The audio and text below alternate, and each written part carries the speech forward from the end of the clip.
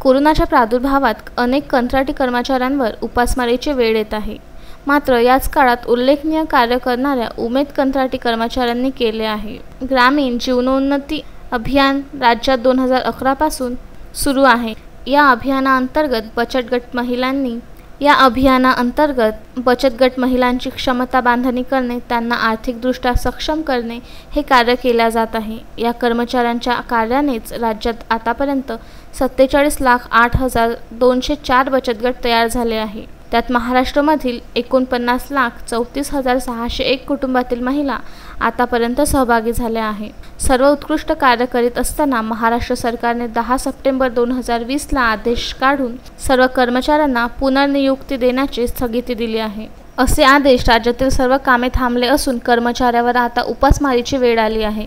सर्व कर्मचारी पुनर्नियुक्ती देण्याची मागणी करीत हजारो उमेद कर्मचाऱ्यांनी इरविन चौकातून भव्य मोर्चा काढण्यात आला।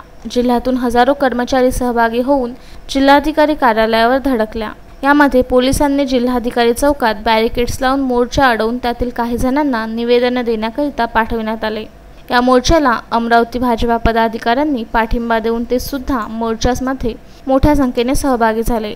या मोर्चामध्ये भाजपा शहराध्यक्ष किरण पातुरकर, महिला मोर्चाच्या लता देशमुख, नगरसेविका सुरेखा लुंगारे, सुचिता बिरे, माजी महापौर संध्या टिकले, प्रकाश सरदार, विजय पाटील, श्रद्धा गहलोतसह अनेक पदाधिकारी सह उमेद कर्मचारी मोठ्या संख्येने सहभागी होते।